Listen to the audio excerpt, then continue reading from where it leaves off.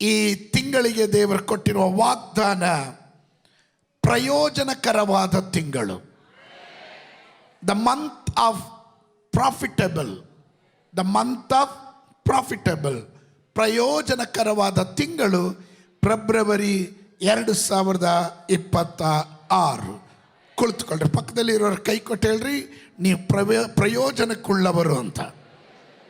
ಯೆಶಾಯನು ಬರೆದಂಥ ಪ್ರವಾದನೆ ಗ್ರಂಥ 65ನೇ ಅಧ್ಯಾಯದ 1ನೇ ವಚನದಿಂದ 8ನೇ ವಚನದವರೆಗೂ ನಾವು ಓದಿದ್ವಿ.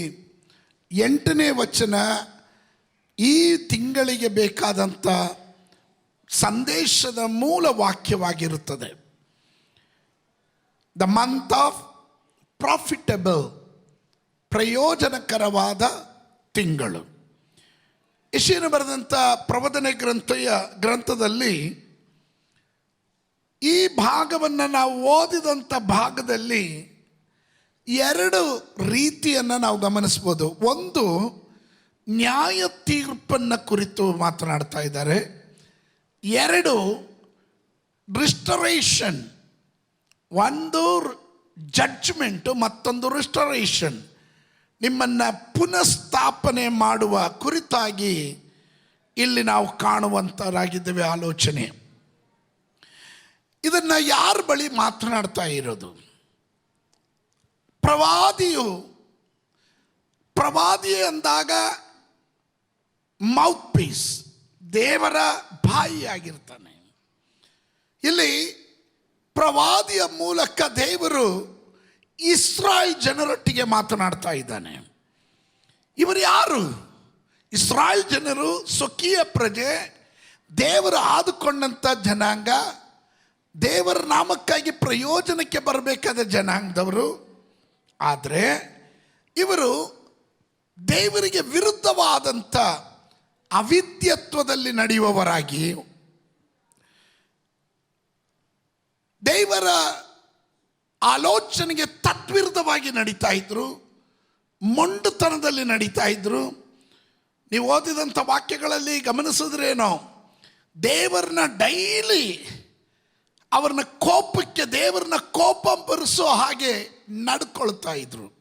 ಅಂದರೆ ಇರಿಟೇಟಿಂಗ್ ಕ್ಯಾರೆಕ್ಟರ್ ಅಂತೀವಲ್ಲ, ಕೆಲವರು ಚುಂಗೆ ಕೆಣಕ್ತಾನೇ ಇರ್ತಾರೆ, ಇರಿಟೇಟ್ ಮಾಡೋದು. ದೇವರು ಮುಯಿ ತೀರಿಸೋವರೆಗೂ ಬಿಡಬಾರ್ದು ಅನ್ನೋ ರೀತಿಯಲ್ಲಿ ಕೆಣಕ್ತಾ ಇದ್ದಾರೆ. ದೇವರೇ ಅದನ್ನು ಹೇಳ್ತಾರೆ. ಇನ್ನು ಯೆಶಾಯನು ಬರೆದ ಪ್ರವಾದನೆ ಗ್ರಂಥ 56ನೇ ಅಧ್ಯಾಯದಿಂದ 66ನೇ ಅಧ್ಯಾಯ, 10 ಅಧ್ಯಾಯಗಳಲ್ಲಿ ಪ್ರತ್ಯೇಕವಾಗಿ ದೇವರು ತನ್ನ ಜನರನ್ನು ಸಂತೈಸುವ, ಕಂಫರ್ಟ್ ಮಾಡುವ, ಪುನಃಸ್ಥಾಪಿಸುವ, ಅವರಿಗೆ ಒಂದು ಭವಿಷ್ಯದ ನಿರೀಕ್ಷೆಯನ್ನು ಹುಟ್ಟಿಸುವ ಮಾತುಗಳನ್ನು ದೇವರು ಪದೇ ಪದೇ ಪದೇ ಪದೇ ಹೇಳ್ತಾ ಇದ್ದಾರೆ. ಆದರೆ ಈ ಜನ ಅದನ್ನು ಕೇಳ್ತಾ ಇಲ್ಲ. ಇಲ್ಲಿ ಯೆಶಾಯನು ಮಾತನಾಡ್ತಾ ಹೇಳ್ತಾ ಇದ್ದಾರೆ. ಯೆಶಾಯನ ಬಳಿಯಲ್ಲಿ ದೇವರು ಮಾತನಾಡ್ತಾ ಹೀಗೆ ಹೇಳ್ತಾ ಇದ್ದಾನೆ, ನಾನು ನನ್ನ ಜನರನ್ನ ಪುನಃ ಸ್ಥಾಪನೆ ಮಾಡ್ತೇನೆ, ಅವ್ರಿಗೊಂದು ಹೊಸ ಭವಿಷ್ಯವನ್ನು ಕೊಡ್ತೇನೆ. ಹಲ್ಲೆಲೂಯ. ಹೊಸ ಆಜ್ಞೆಗಳನ್ನು ಕೊಡ್ತೇನೆ. Hallelujah, hallelujah. Amen, amen. ಗಮನಿಸ್ರಿ, ಅವರ ಆತ್ಮಿಕ ಕಾರ್ಯಗಳನ್ನು ಗಮನಿಸುವಾಗ ಅವರ ಆತ್ಮಿಕವಾದ ಜೀವನದಲ್ಲಿ ವಿಗ್ರಹಾರಾಧನೆಗಳು, ದೇವರಿಗೆ ತದ್ವಿರುದ್ಧವಾಗಿ ನಡೆಯುವಂಥ ಸ್ವಭಾವಗಳು, ಇದೆಲ್ಲ ಒಂದು ಕಡೆ ಇದ್ದರೆ, ಮತ್ತೊಂದು ಕಡೆ ದೇವರು ಹೇಳ್ತಾನೆ, ಅದರ ಮಧ್ಯದಲ್ಲಿ ನಾನು ವಾಗ್ದಾನ ಮಾಡಿರುವ ಕೆಲವರನ್ನು ನಾನು ಹಾಳು ಮಾಡೋದಿಲ್ಲ, ಅವರ ನಾಶ ಮಾಡೋದಿಲ್ಲ. ಹಲ್ಲೆಲೂಯ. ಎಲ್ಲ ಕಾಲಗಳಲ್ಲೂ ದೇವರು ಕೆಲವರನ್ನು ಅಲ್ಲಿ ವಿಶೇಷವಾಗಿ ಅವ್ರನ್ನ ಸಪ್ರೇಟ್ ಮಾಡಿಟ್ಟಿರ್ತಾನೆ ಎಲ್ಲ ಕಾಲಗಳಲ್ಲೂ. ನೀವು ಇನ್ನು ಪ್ರಕಟಣೆಯ ಪುಸ್ತಕದಲ್ಲಿ ಹೋದರೂ ನೀವು ನೋಡ್ರಿ, ಬೇಕಾದರೆ ಇಲ್ಲಿಂದ ಸಭೆ ಎತ್ತಲ್ಪಟ್ಟ ಮೇಲೂ ಇಲ್ಲೊಂದು ಗುಂಪಿನ ಜನ ಉಳ್ಕೋತಾರೆ. ಆಂಟಿ ಕ್ರೈಸ್ಟನ ಕಾಲ ಬಂದಾಗ, ಅಂತ್ಯಕ್ರಿಸ್ತನ ಕಾಲ ಬರುವಾಗ ಇಲ್ಲಿ ಒಂದು ಗುಂಪಿನ ಜನ ಉಳ್ಕೋತಾರೆ, ದೈವ ಜನರು ಎತ್ತಲ್ಪಡ್ತಾರೆ. ಉಳ್ಕೊಂಡಿರುವವರು ಈಗ ನಾವು ಕೃಪೆಯಿಂದ ರಕ್ಷಣೆ ಹೊಂದಿದ್ದೀವಿ, ಆಗ ಅವರು ಕ್ರಿಯೆಯಿಂದ ರಕ್ಷಣೆ ಹೊಂದಬೇಕು. ಕ್ರಿಯೆಯಿಂದ ರಕ್ಷಣೆ ಹೊಂದಬೇಕು ಅಂದರೆ ಏನು? ಆಂಟಿ ಕ್ರೈಸ್ಟ್ನ ಆ 666 ನಂಬರ್ ಇಲ್ಲದೆ, 666 ನಂಬರ್ ಇಲ್ಲ ಅಂದರೆ, ನಂಬರ್ ಎಲ್ಲರಿಗೂ ಸೀಲ್ ಹೊಡಿತಾರೆ. ಆ ನಂಬರ್ ಇಲ್ಲ ಅಂದರೆ ರೇಷನ್ ಕೊಡಲ್ಲ. ಆ ನಂಬರ್ ಇಲ್ಲ ಅಂದರೆ ನಿನಗೆ ಈ ಕೆಲಸ ಕೊಡಲ್ಲ. ಆಗ ಇದೇನು ಇಲ್ಲದಿದ್ರು ನಾವು ಸತ್ರು ಪರವಾಗಿಲ್ಲ, ನಾವು ದೇವರಿಗಾಗಿ ನಿಲ್ತೀವಿ ಅನ್ನೋರು. ಆಗ ಕ್ರಿಯೆಯಿಂದ ಅಂಥವರಿಗೆ ದೇವರು ಇನ್ನೊಂದು ಸಾರಿ ಚಾನ್ಸ್ ಕೊಡ್ತಾರೆ. ಆಮೇಲೆ ಎಲ್ಲ ಕಾಲಗಳಲ್ಲೂ ಕೆಲವರನ್ನ ದೇವರು ಉಳಿಸ್ತಾನೆ. ಇಲ್ಲಿ ಇಸ್ರಾಯೇಲ್ ಜನರು ಪಾಪ ಮಾಡುವಾಗ, ಅಡ್ಡದಾರಿಗೆ ಹೋಗುವಾಗ, ಮೊಂಡ್ರಾದಾಗ, ಕೆಲವರು ನೋಡ್ರಿ, ಭಾಳ ಶ್ರದ್ಧೆ ಕೊಡ್ರಿ. ನಿಮ್ಮಲ್ಲಿ ಮೊಂಡತನ ಯಾವಾಗ ಬರುತ್ತೋ ದೇವರಿಗೆ ಕೋಪ ಹುಟ್ಟಿಸ್ತಾ ಇದ್ದೀರಾ ಅಂತ ಅರ್ಥ. ರೆಬೆಲ್ಲಿಂಗ್ ಕ್ಯಾರೆಕ್ಟರ್, ಅವಿದ್ಯತ್ವದ ಕ್ಯಾರೆಕ್ಟರ್, ಸ್ವಭಾವ, ದೇವರಿಗೆ ಇಷ್ಟ ಇಲ್ದಿರ ಇರೋದು, ದೇವರಿಗೆ ಇಷ್ಟ ಇಲ್ದಿರ ಇರೋ ಸ್ವಭಾವ ಅದು ಮಾಟ ಮಂತ್ರದಷ್ಟೇ ದೇವರು ವಿರೋಧಿಸ್ತಾನೆ. ಕೆಲವರು ನೋಡ್ರಿ ಜಾಣತನದಿಂದ ಏನು ಹೇಳ್ರಿ, ಆಯ್ತು ಮಾಡ್ತೀನಿ, ಓಕೆ, ಆದ್ರೆ ಮಾಡಲ್ಲ. ಅನುಸರಿಸಲ್ಲ. That is the spirit, that is called rebellion spirit. ಅದು ಅವಿದ್ಯತ್ವದ ಆತ್ಮ. ಆ ಸ್ಪಿರಿಟ್ ಒಬ್ಬನ ಒಳಗಡೆ ಬಂದರೆ ಅವನ ದೈವ ಶಬ್ದಕ್ಕೆ ವಿಧೇಯನಾಗೋದಿಲ್ಲ. ಆಮೇಲೆ ದೇವರಿಗೆ ಕೋಪ ಹುಟ್ಟಿಸ್ತಾ ಇದ್ದಾನೆ ಅಂತ ಅರ್ಥ. ದೇವರು ಹೇಳಿದ್ರು, ಒಂದು ಗುಂಪಿನ ಜನ ದೇವರಿಗೆ ಕೋಪ ಹುಟ್ಟಿಸ್ತಾ ಇದ್ರೆ ಅದರಲ್ಲಿ ಇನ್ನೊಂದು ಗುಂಪಿನ ಜನ ಇದ್ದಾರೆ, ನಾನು ವಾಗ್ದಾನ ಮಾಡಿದ ಗುಂಪು. ಹಲ್ಲೆಲೂಯ. ಅವರು ಪ್ರಯೋಜನಕ್ಕೆ ಬರುವವರಾಗಿದ್ದಾರೆ. Hallelujah, hallelujah. ಅದರ ಒಳಗಡೆ ಹೊಸ ದ್ರಾಕ್ಷಾರಸ ದೊರೆಯಬೇಕಾಗಿದೆ. ಹೊರಗಡೆ ಬರಬೇಕಾದ ಕೆಲವೊಂದು ಸಂಪತ್ತು, ಆಶೀರ್ವಾದಗಳು ಇದೆ, ಕೆಲವೊಂದು ಪ್ರಯೋಜನಗಳು ಆಗಬೇಕಾದವರು ಇದ್ದಾರೆ. ಅವ್ರನ್ನ ನಾನು ಹಾಳು ಮಾಡೋದಿಲ್ಲ. ಈ ತಿಂಗಳು ದೇವರು ಹೇಳ್ತಾ ಇದ್ದಾನೆ, ಈ ತಿಂಗಳು ಕೆಲವರು ಪ್ರಯೋಜನಕ್ಕೆ ಬರುವ ತಿಂಗಳಾಗಿರ್ತಾರೆ. ಪ್ರತಿಕೂಲ ಇಲ್ಲ ಅಂತ ಅಲ್ಲ, ಹೋರಾಟ ಇಲ್ಲ ಅಂತ ಅಲ್ಲ, ಅದರ ಮಧ್ಯದಲ್ಲಿ ಕೆಲವರನ್ನ ದೇವರು ಕಂಡಿದ್ದಾನೆ. ಆ ಕುಟುಂಬ ನಿನ್ನದಾಗಿರಲಿ, ಆ ವ್ಯಕ್ತಿ ನೀನಾಗಿರಲಿ. ಆಮೇಲೆ ನಮ್ಮ ಪ್ರಯೋಜನಕ್ಕೆ ಬರಬೇಕಾದವನು. ಎಷ್ಟು ಜನ ಹೇಳ್ತೀರಾ? ಯೋಶುವನು ಹೇಳ್ತಾನೆ, ನಾನು ನನ್ನ ಕುಟುಂಬ ಯೆಹೋವನನ್ನು ಸೇವಿಸ್ತೀವಿ. ಗಟ್ಟಿಯಾಗಿ ಹೇಳ್ರಿ, ನಾನು ನನ್ನ ಕುಟುಂಬ ಯೆಹೋವನನ್ನು ಸೇವಿಸ್ತೇವೆ. ಆಮೇಲೆ ತಲೆಮಾರಿಗಳಿಗೂ ಯೆಹೋವನು ದೇವರಾಗಿದ್ದಾನೆ. ಆಮೇಲೆ ನಾನು ಮುಂದಕ್ಕೆ ಹೋಗ್ತೀನಿ. ಪ್ರಯೋಜನಕ್ಕೆ ಬರುವಂಥದ್ದು.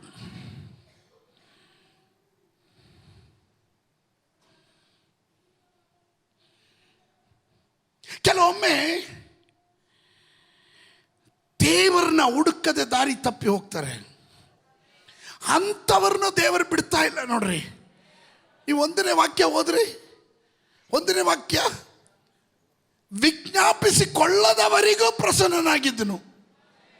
ಅಂದ್ರೆ ಪ್ರಾರ್ಥನೆ ಮಾಡದೇ ಇರೋವನಿಗೂ, ನನ್ನನ್ನು ಹುಡುಕದೇ ಇರುವವನಿಗೂ ಸಿಕ್ಕಿದನು. ನನ್ನ ನಾವೆತ್ತಿ ಪ್ರಾರ್ಥಿಸುವ ಜನಾಂಗಕ್ಕೂ ನಾನಿದ್ದೇನೆ ಅಂತಿದ್ದನು. ದೇವರು ಒಂದು ಪಕ್ಷ ಕೆಲವೊಮ್ಮೆ ನಾವು ಪ್ರಾರ್ಥನೆ ಮಾಡದೇ ಇದ್ದಾಗ, ದೇವರ ಮುಖ ಅನ್ವೇಷಣೆ ಮಾಡದೇ ಇದ್ದಾಗ, ಆಗ್ಲೂ ದೇವರು ನಂಬಿಗಸ್ತಾನೆ. ಅವನಿದ್ದಾನೆ, ನಾನಿದ್ದೇನೆ, ನನ್ನ ಮಕ್ಕಳ ಜೊತೆ ನಾನು ಇದ್ದೇನೆ ಅಂತ ದೇವರು ಚಾನ್ಸ್ ಕೊಡ್ತಾನೆ ಇದ್ದಾನೆ. God was giving the chance. ದೇವರ ಅವಕಾಶ ಕೊಡ್ತಾನೆ ಇರ್ತಾನೆ. ಯಾರನ್ನು ನಾಶ ಮಾಡಕ್ಕೆ ದೇವರಿಗೆ ಇಷ್ಟ ಇಲ್ಲ. ದುಷ್ಟನು ತನ್ನ ದುರ್ಮಾರ್ಗದಲ್ಲಿ ಸಾಯೋದು ದೇವರಿಗೆ ಇಷ್ಟ ಇಲ್ಲ. ದುಷ್ಟನು ತನ್ನ ದುಷ್ಟತನದಲ್ಲಿ ಸಾಯೋದು ದೇವರಿಗೆ ಇಷ್ಟ ಇಲ್ಲ. ಅವನು ಅದನ್ನು ಬಿಟ್ಟು ಹೊರಗಡೆ ಬರಬೇಕೆನ್ನೋದು ದೇವರಿಗೆ ಇಷ್ಟ. ಓ ಕಮಾನ್. ಆಮೇಲೆ ಕೆಲವರ ಹಠಮಾರಿತನ, ಕೆಲವರ ಈಗೋ, ನಾನು ಅವಾಗೇ ಹೇಳಿದೆ, ಈಗೋ ಕ್ಲಾಶ್. ನಾನು ಯಾರಿಗೂ ಬಗ್ಗಲ್ಲ, ನಾನು ಹೇಳಿದ್ದೆ ನಡಿಬೇಕು, ನಾನು ಮಾಡಿದ್ದೆ ಕರೆಕ್ಟ್, ನಾನೇ ಸರಿ, ಉಳಿದವರೆಲ್ಲ ರಾಂಗ್. ಮೂರ್ಖ. ನಾನೆಲ್ಲ ಹೇಳ್ತಾ ಇರೋದು, ದೇವ್ರ ವಾಕ್ಯ ಹೇಳ್ತದೆ. ಜ್ಞಾನೋಕ್ತಿಗಳ ಪುಸ್ತಕ 20:20. ಜ್ಞಾನವೆಂಬಾಕಿಯು ಬೀದಿಗಳಲ್ಲಿ ಕೂಗುತ್ತಾಳೆ, ಚೌಕಗಳಲ್ಲಿ ಧನಿಗೈಯುತ್ತಾಳೆ. ಪೇಟೆಯ ಅಗ್ರಸ್ಥಾನದಲ್ಲಿಯೂ ಊರ ಬಾಗಿಲಿನಲ್ಲಿಯೂ ಆಕೆಯು ನುಡಿಯುವುದೇನೆಂದರೆ, ಮೂಢರೇ. ನಾನ ಹೇಳಿದೆ, ಮೂಢತನವನ್ನ ಎಷ್ಟು ಕಾಲ ಪ್ರೀತಿಸ್ತೀರಾ? ಎಷ್ಟು ಕಾಲದವರೆಗೂ ನೀನು ಅದನ್ನ ಹಿಂಬಾಲಿಸ್ತೀಯ?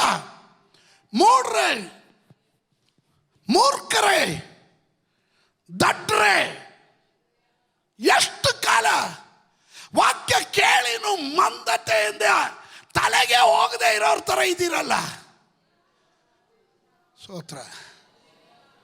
ನಾವಾದ್ರೆ ಬ್ರದರ್ ಸಿಸ್ಟರ್, ದೇವ್ರ ಕರೆಯೋದೇನು? ಜ್ಞಾನ ಎಂಬಾಕೆ ಯೇಸು ಸ್ವಾಮಿ.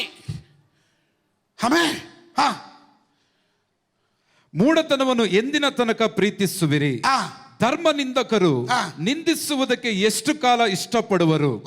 ಜ್ಞಾನಹೀನರು ತಿಳುವಳಿಕೆಯನ್ನು ಎಷ್ಟರವರೆಗೆ ಅಗೆ ಮಾಡುವರು? ನೋಡ್ರಿ, ಜ್ಞಾನಹೀನರು ಅವ್ರಿಗೆ ಏನಾದ್ರೂ ತಿಳುವಳಿಕೆ ಹೇಳ್ರಿ, ಅವ್ರು ಹಾಗೆ ಮಾಡ್ತಾರೆ.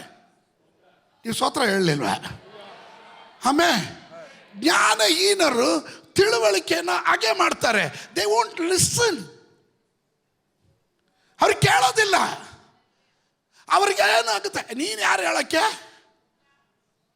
ನಾವು ಯಾರಿಗೂ ಬಗಲ್ಲ, ನಾನು ಯಾರು ಅಂತ ಕೇಳಲ್ಲ. ಜ್ಞಾನಹೀನರು ಅವರ ತಿಳುವಳಿಕೆಯನ್ನ ಹಾಗೆ ಮಾಡ್ತಾರೆ. ಆಮೇಲೆ ನನ್ನ ಗದರಿಕೆಯನ್ನ ಕೇಳಿ ತಿರುಗಿಕೊಳ್ಳಿರಿ. ದೇವರು ಅವಾಗ ಪ್ರವಾದಿಗಳ ಮೂಲಕ, ಪಾಸ್ಟರ್ಗಳ ಮೂಲಕ, ವಾಕ್ಯದ ಮೂಲಕ ಎಲ್ಲೋ ದೇವರು ಗದರಿಸ್ತಾ ಇದ್ದಾನೆ.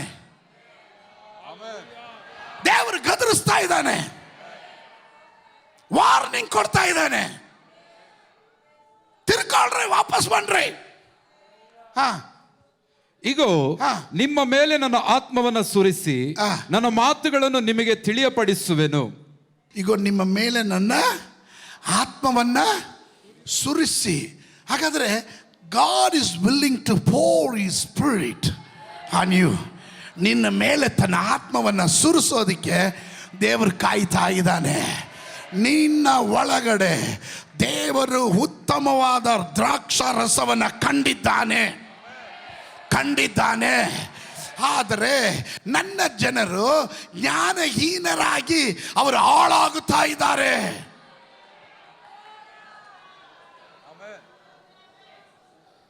ಇದರ ನೀವು ನನ್ನ ಜೊತೆ? ಯಾರು ಹಾಳಾಗ್ತಾ ಇರೋದು? ಜ್ಞಾನಹೀನರು. ದೇವರು ನಮಗೆ ಜ್ಞಾನ ಕೊಟ್ಟಿದ್ದಾನೆ. ನನ್ನ ಗದರಿಕೆಯನ್ನು ಕೇಳಿ ತಿರ್ಕೊಳ್ರಿ.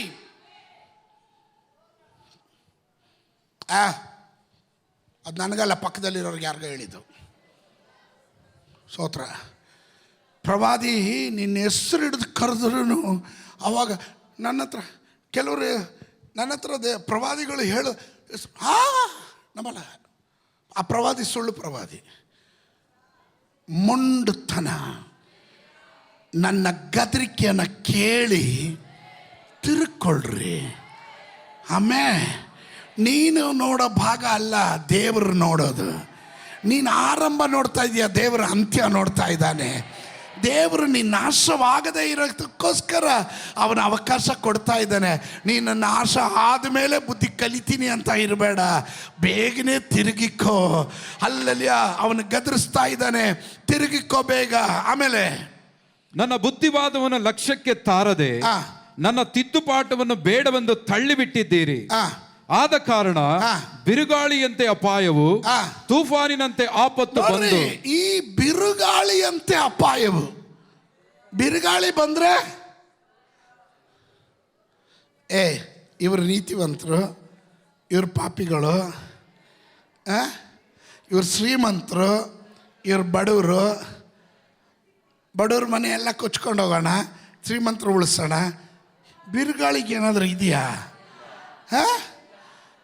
ವಿದ್ಯಾವಂತರು ಅವಿದ್ಯಾವಂತರು ಅಂತ ಇದೆಯಾ? ದೇವರ ವಾಕ್ಯ ಹೇಳುತ್ತೆ, ಆದ ಕಾರಣ ನೀವು ತಿರುಗಿಕೊಳ್ಳಿಲ್ಲ, ನಾನು ಕೈ ಚಾಚಿ ಕರೆದೆ, ನೀವು ಬರಲಿಲ್ಲ. ಆದ ಕಾರಣ ನಿಮ್ಗೆ ಅವಕಾಶ ಕೊಟ್ಟೆ, ಗದರಿಸ್ದೆ, ಎಚ್ಚರಿಸ್ದೆ, ನಾನು ನಿಮಗೆ ತಿಳುವಳಿಕೆ ಹೇಳಿಕೊಟ್ಟೆ. ಆದರೆ ನೀವು ಅದು ಯಾವುದು ಕೇಳೋದಕ್ಕೆ ಮನಸ್ಸು ತೋರಿಸದೆ ನಿಮ್ಮದೇ ದುರ್ಮಾರ್ಗದಲ್ಲಿ ನೀವು ನಡೀತಾ ಇರುವಾಗ ನಿಮಗೆ ಗೊತ್ತಿಲ್ಲದೆ ಬಿರುಗಾಳಿಯಂತೆ ಅಪಾಯವು, ತೂಫಾನಿನಂತೆ ಆಪತ್ತು ಬಂದು ನಿಮಗೆ ಶ್ರಮ ಸಂಕಟಗಳು ಸಂಭವಿಸುವಾಗ, ಸ್ತೋತ್ರ ಲಿಸನ್ ಟು ಮೀ. ಎಲ್ರು ಇದ್ದೀರಾ ಇಲ್ಲಿ? ಏನು ಪಾಸ್ಟ್ರೆ 1ನೇ ತಾರೀಕು ಇದು ಹೇಳಿದ್ರೆ ಅದು ಹೇಳಿದ್ರೆ ಸರಿ, ಹೇಳಿದ್ರೆ ಸರಿ ಆಗಲ್ಲ. ಆಮೇಲೆ ಇದು ಬೇಕು. ಹಲ್ಲೆಲೂಯಾ. ನಾನು ಅಲ್ಲಿಗೆ ಬರ್ತೀನಿ. ಪ್ರಾಫಿಟಬಲ್ ಅನ್ನೋದು ನನ್ನ ವಿಷಯ, ಪ್ರಯೋಜನಕರ ನನ್ನ ವಿಷಯ. ಈ ಪ್ರಯೋಜನಕ್ಕೆ ಬರೋಕ್ಕೆ ಮುಂಚೆ ಅಪ್ರಯೋಜನಕರನ್ನ ನೋಡೋಣ ಒಂದ್ಸತಿ. ಆಮೇಲೆ ನಿಮಗೆ ಶ್ರಮ ಸಂಕಟಗಳು ಸಂಭವಿಸುವಾಗ ನಿಮ್ಮ ಅಪಾಯದಲ್ಲಿ ನಾನು ನಗುವೆನು. ಯಾರು ಹೇಳ್ತಾ ಇರೋದು? ದೇವ್ರು ಹೇಳ್ತಾರೆ. ನಿಮ್ಮ ಅಪಾಯದಲ್ಲಿ ಏನು ಮಾಡ್ತಾರಂತೆ? ದೇವ್ರು ನಗ್ತಾರಂತೆ. ಸ್ತೋತ್ರ. ಈಗ ನೀನು ಏನು ಹೇಳಿದ್ರೆ ನೀನು ನಗ್ತೀಯ. ಪಾಸ್ಟ್ರ್ ಪ್ರಸಂಗಕ್ಕೆ ಇನ್ನೊಂದು ಕಮೆಂಟ್ ಹೊಡೆಯೋದು ಹಿಂದ್ಗಡೆ ಕೂತ್ಕೊಂಡು. ಸ್ತೋತ್ರ. ಎಲ್ಲರೂ ಸರಿನೋ? ಯಾರೂ ಸರಿ ಇಲ್ಲ, ಲೋಕನೇ ಸರಿ ಇಲ್ಲ. ಯಾಕಿದ್ಯಾ ಮತ್ತೆ ಲೋಕದಲ್ಲಿ? ಬಿಟ್ಬಿಡು. ನೀನೊಬ್ಬನೇ ಸರಿ ಇದ್ದಿದ್ರೆ ನೀನು ಪರಲೋಕದಲ್ಲಿರ್ಬೇಕಾಯ್ತು. ನೀನು ಇಲ್ಲೇ ಇದೆಯಾ ಅಂದರೆ ನೀನು ಸರಿ ಇಲ್ಲ ಅಂತ ಅರ್ಥ. ಸರಿ ಮಾಡ್ಕೊಂತ ತಾನೇ ಉಪದೇಶ ಮಾಡ್ತಾ ಇರೋದು. ಹಲೋ, ಪಕ್ಕದಲ್ಲಿ ಇರೋರು ಕೈ ಕೊಟ್ಟು ಹೇಳ್ರಿ, ಪಾಸ್ಟ್ರ್ ಹೇಳ್ದು ಅರ್ಥ ಮಾಡ್ಕೊತಾ ಇದ್ದೀರಾ ಅಂತ ಕೇಳ್ರಿ. ಕೆಲವರು ನಾಟಕ ಮಾಡ್ತಾರೆ ಜೀವನದಲ್ಲಿ. ನಾಟಕ ಮಾಡೋರು ಸ್ತೋತ್ರ. ನಾನು ನೆನ್ನೆನೂ ಹೇಳಿದೆ, ಯಾರ ಹತ್ರನೂ ಹೇಳಿದೆ, ಆಸ್ಕರ್ ಅವಾರ್ಡ್ ಪಂಚಸತಮ ಸಭೆಯವ್ರಿಗೆ ಮೀಸಲಾಗಿ ಇಟ್ಟಿದ್ರೆ ಅಲ್ಲಿ ಅಮಿತಾಬ್ ಬಚ್ಚನ್ಗೂ ಇರಲಿಲ್ಲ, ಅವನು ಶಾರುಖ್ ಖಾನ್ಗೂ ಸಿಗಲ್ಲ, ಯಾರಿಗೂ ಸಿಗಲ್ಲ. ಅವರು ನಾಮಿನೇಟೇ ಆಗ್ತಿರಲಿಲ್ಲ ಬಿಡಿ. ಎಲ್ಲ ಪೆಂಟಕೋಸ್ಟಲ್ ಪಾಸ್ಟ್ರುಗಳು ವಿಶ್ವಾಸಿಗಳೇ ಅಲ್ಲಿ ಆಗಿರೋರು. ಅಷ್ಟು ನಾಟಕ. ಗಮನಿಸ್ರಿ, ಇಲ್ಲಿ ಗಮನಿಸ್ರಿ. ನಿಮ್ಮ ಅಪಾಯದಲ್ಲಿ ನಾನು ನಗುವೆನು, ನಿಮ್ಮ ಆಪತ್ತಿನಲ್ಲಿ ಪರಿಹಾಸ್ಯ ಮಾಡುವೆನು. ಸ್ತೋತ್ರ. ಅಂದರೆ ದೇವರು ಎಷ್ಟು ರೋಸೋಗಿರಬೇಕು, ಎಷ್ಟು ರೋಸೋಗಿರಬೇಕು. ಇವರು ಕೆಣಕಿದಂಗೆ ದೇವ್ರನ್ನ ಕೆಣಕಿದ್ದು ಇವರು. ನಾನು ದಿನವೆಲ್ಲ ಕೈ ಚಾಚಿ ಕರೆದೇನು.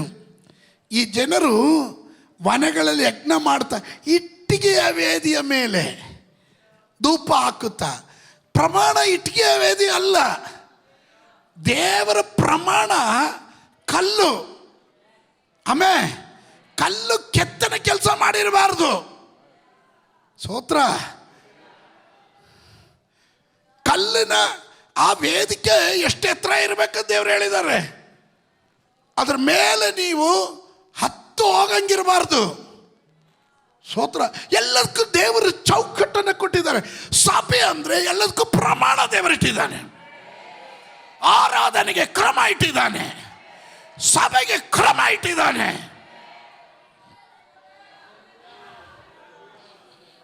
ಯೆಶಾಯ 65 ನೋಡ್ರಿ, 3ನೇ ವಾಕ್ಯ ಓದ್ತಾ ಇದ್ದೀನಿ.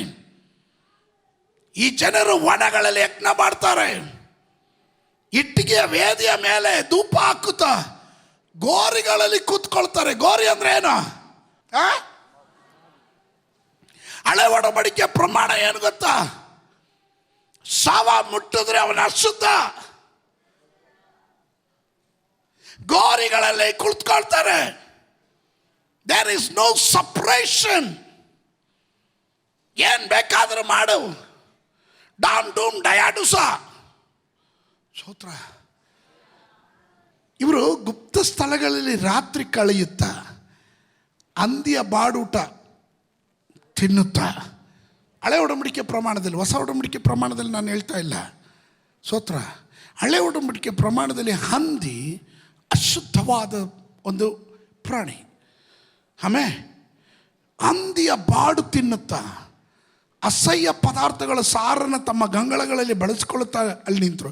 ಹತ್ತಿರ ಬರಬೇಡ, ನಾನು ಮಡಿವಂತನು, ನೀನು ಸೇರ್ತಕ್ಕನಲ್ಲ ಎನ್ನುತ್ತಾ ಅಂತೂ ಪ್ರತಿನಿತ್ಯವೂ ಮುಖದೆದುರಿಗೆ, ಯಾರ ಮುಖದೆದುರಿಗೆ? ದೇವರ ಮುಖದೆದುರಿಗೆ ನನ್ನನ್ನು ಕೆಣಕ್ತಾ ನನ್ನ ಮೂಗಿಗೆ ದಿನವೆಲ್ಲ ಉರಿಯುವ ಬೆಂಕಿ ಹೊಗೆ ಆಗಿದ್ದಾರೆ. ಅಂದರೆ ಇವರು ಮಾಡೋ ಕಾರ್ಯಗಳು ದೇವರನ್ನ ಕೋಪೋದ್ರಿಕ್ತನಾಗಿ ಮಾಡ್ತಾ ಇತ್ತು.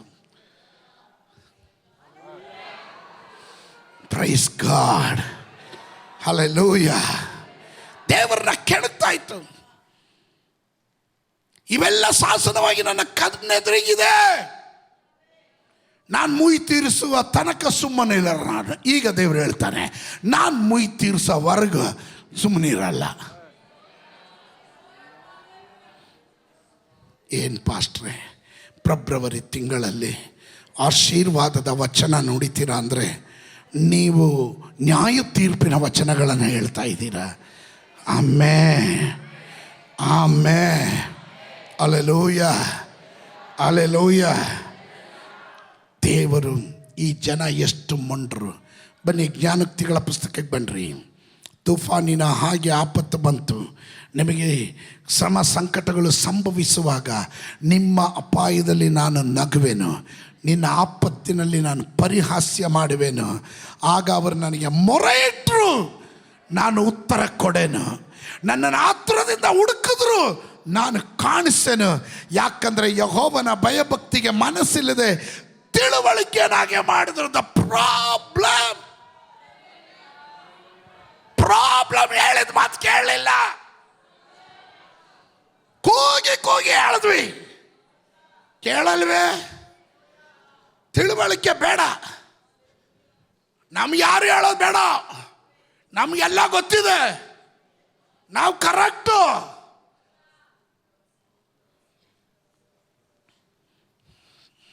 ನನ್ನ ಆಲೋಚನೆಯನ್ನು ಕೇಳಲೊಲ್ಲದೆ ನನ್ನ ಗದರಿಕೆಯನ್ನೆಲ್ಲ ತಾತ್ಸಾರ ಮಾಡಿದನು.